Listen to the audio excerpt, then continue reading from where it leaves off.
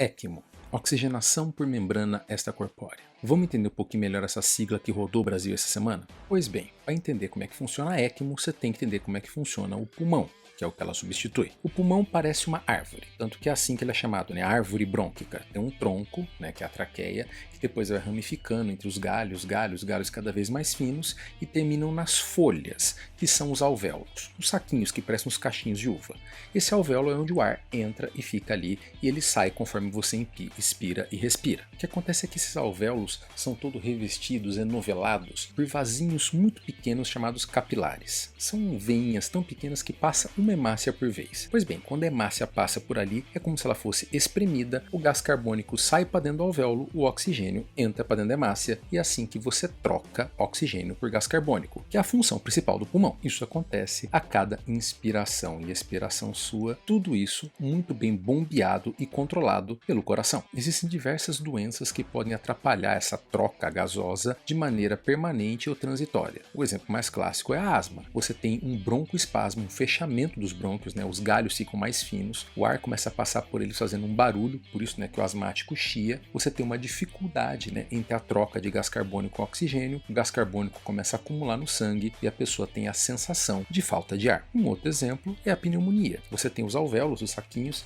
cheios de catarro, de pus. Consequentemente, você tem menos pulmão, menos alvéolos para fazer a troca gasosa. Isso pode fazer que a pessoa também comece a ter dor, tosse, catarro e falta de ar. E como tudo isso está relacionado com o coração, conforme o coração funciona melhor ou pior, você também pode ter uma dificuldade em trocar oxigênio com gás carbônico. E também você pode ter sensação de falta de ar. É por isso que quando você tem uma batedeira no coração, você começa a ter aquela sensação que você está sufocando. Agora, como todo e qualquer órgão do nosso corpo, o pulmão tem o que a gente chama de reserva funcional. Ou seja, você não precisa de 100% dele para viver. Na verdade, sentado na tua cadeira vendo esse vídeo, você deve estar usando, sei lá, 10, 20% da capacidade do seu pulmão. É por isso que quando você vai destruindo ele ao longo da vida, você nem percebe que você está fazendo isso. E você só vai sentir quando você precisar de mais do que você está usando. Que é um exemplo? Pessoas que fumam. Você está fumando, destruindo alvéolos, entortando os brônquios e você nem está sentindo isso. Sentado no teu sofá, tua vida segue porque você está usando só 10% do seu pulmão. De repente, você precisa correr até a padaria, esses 10% não dão conta, você vai precisar de, sei lá, 40, 50% da capacidade do teu pulmão, só que você já destruiu mais da metade dele. O que é que acontece? Você chega na padaria ou nos bofe para fora. Isso é mais ou menos o que acontece na Covid. Quando você ouve falar que fulano está com 10, 20, 30% de vidro fosco, é o quanto por cento do pulmão dele está cometido pela pneumonite viral que o vírus causa. Quando está com 20, 30%, ok, o restante dá conta do recado. Começou a aumentar, passou de 50 a 60, talvez aquilo que sobrou de pulmão não é mais o suficiente. Principalmente se a pessoa já tinha alguma doença que já tinha destruído parte do pulmão dele, como por exemplo, alguém que fuma. Então o que acontece é, passou de uma certa quantidade lá do vidro fosco, a pessoa começa a ter dificuldade para troca, começa a cair a oxigenação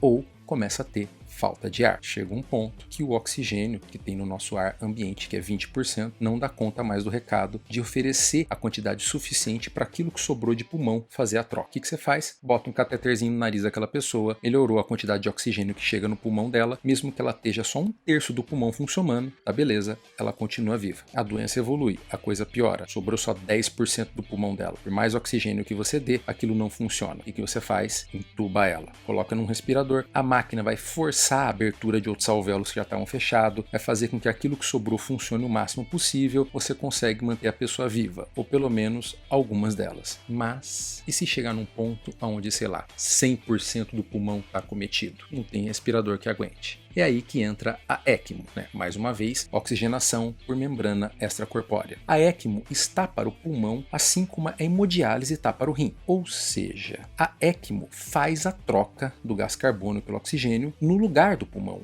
É como se fosse literalmente um pulmão artificial. Ela já é usada há bastante tempo, por exemplo, em cirurgias cardíacas. Naquela hora que você vai ter que desligar o coração do cara, arrancar do peito e, sei lá, trazer um novo, por exemplo, um transplante. Nesses casos, o coração dele não está funcionando, o pulmão que é intimamente ligado também não vai estar. E aí, como é que você faz? Você liga ali nessa máquina, onde o sangue vai passar por ela, circular pela máquina e vai fazer a troca de oxigênio por gás carbônico dentro da máquina e voltar oxigenado para ela como se aquilo fosse um pulmão fora do corpo, um pulmão artificial. Mas, gente, vamos refrisar. Esse é o tipo de coisa que era feito por algumas horas, por algumas cirurgias bem específicas. Tudo bem, pacientes muito graves em UTI já foi feito por 1, 2, 3 dias até uma semana, mas não é uma situação que você pode manter indefinidamente. Então, quando você pega um paciente grave de Covid e liga numa máquina de ECMO, você está tentando dar para ele um dia, 2 dias, uma semana, para que aquele pulmão dele que está acometido 100% ou praticamente 100% consiga brigar com o vírus, se recuperar e voltar a ter uma parte dele funcionando